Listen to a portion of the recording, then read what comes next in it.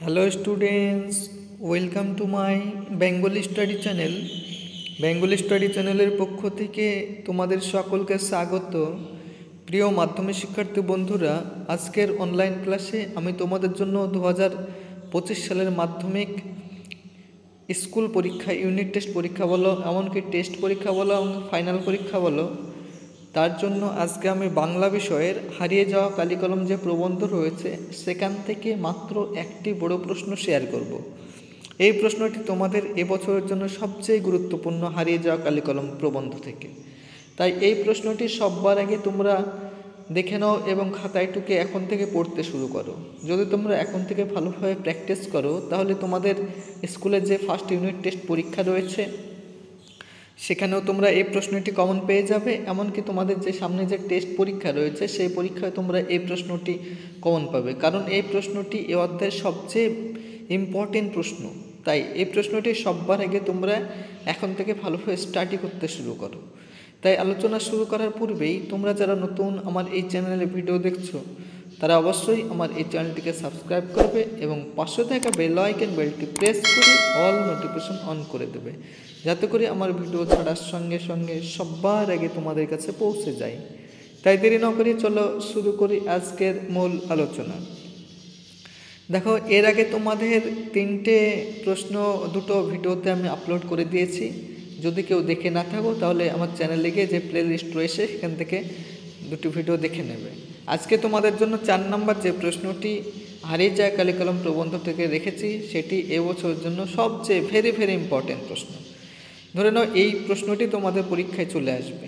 তাই এই প্রশ্নটি চলো আমরা দেখে নিই। ফাউন্টেন পেন বাংলায় কী নামে পরিচিত? নামটি কার দেওয়া? ফাউন্টেন পেনের জন্ম ইতিহাস লেখো। দেখো, হাই মাদ্রাসা 2022 সালে প্রশ্নটি এসেছে, মাধ্যমিকে 2017 সালে এসছে, আলিম 2022 এসছে। অথবা কলমের দুনিয়ায় যা সত্যিকারের বিপ্লব ঘটায় তা ফাউন্টেন পেন। ফাউন্টেন পেনের জন্ম বৃত্তান্ত সম্পর্কে যা জানো লেখো। দেখো, এই প্রশ্নটি হাই মাদ্রাসা 2017-তে এসছে। অথবা প্রশ্নটি ঘুরিয়ে কীভাবে আসতে পারে দেখো, বিমর্ষ ওয়াটারম্যান মনে মনে প্রতিজ্ঞা করলেন, আর নয়, আর একটা বিহিত তাকে করতেই হবে। ওয়াটারম্যান কি প্রতিজ্ঞা করেছিলেন, তার পরিণতি কী হয়েছিল? অথবা প্রশ্নটি ঘুরিয়ে এইভাবেও আসতে পারে, একদিন অফুরন্ত এই কালির ফোয়ারা যিনি খুলে দিয়েছিলেন তার নাম লুইস এডসন ওয়াটারম্যান। কি করে তিনি কালির ফোয়ারা খুলে দিয়েছিলেন? প্রবন্ধ অনুযায়ী লেখো। অথবা প্রশ্নটি ঘুরিয়ে এইভাবে আসতে পারে, জন্ম নিল ফাউন্টেন পেন, ফাউন্টেন পেনের আবিষ্কারককে, এই পেনের জন্ম বৃত্তান্তটি লেখো। এই প্রশ্নটি এই অধ্যায়ের সবচেয়ে গুরুত্বপূর্ণ। চলো এই প্রশ্নের সঠিক উত্তরটি আমরা দেখে নিই। বিশিষ্ট প্রাবন্ধিক নিখিল সরকার ওরফে শ্রীপান্থ রচিত হারিয়ে যাওয়া কালিকলম প্রবন্ধ অনুযায়ী ফাউন্টেন পেন বাংলায় ঝর্ণা কলম নামে পরিচিত। ফাউন্টেন পেনের পূর্ব নাম ছিল রিজার্ভার পেন। পণ্ডিতদের মতে কলমের দুনিয়ায় সত্যিকারের বিপ্লব ঘটেছিল এই পেন, ফাউন্টেন পেন। ফাউন্টেন পেনের জন্ম ইতিহাসটি ছিল বড়ই অভিনব এবং চমকপ্রদ।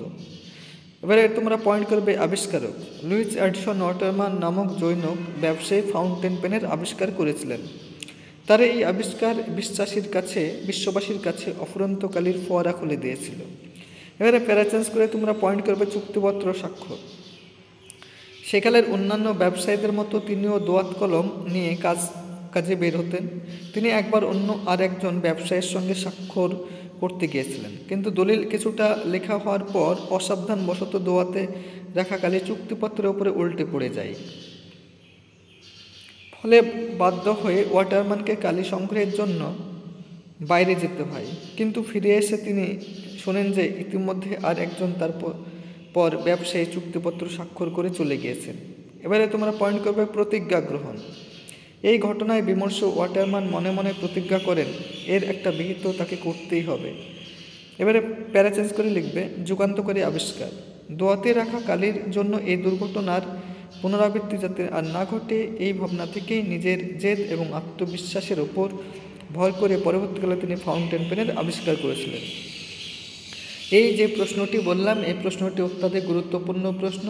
তাই তোমরা সববার আগে এই প্রশ্নটি খাতায় টুকে নাও এবং এখন থেকে পড়তে শুরু করো। দেখবে তোমরা এই প্রশ্নটি অনায়াসে স্কুলের ইউনিট টেস্ট পরীক্ষা, এমনকি টেস্ট পরীক্ষায় তোমরা কমন পেয়ে যাবে।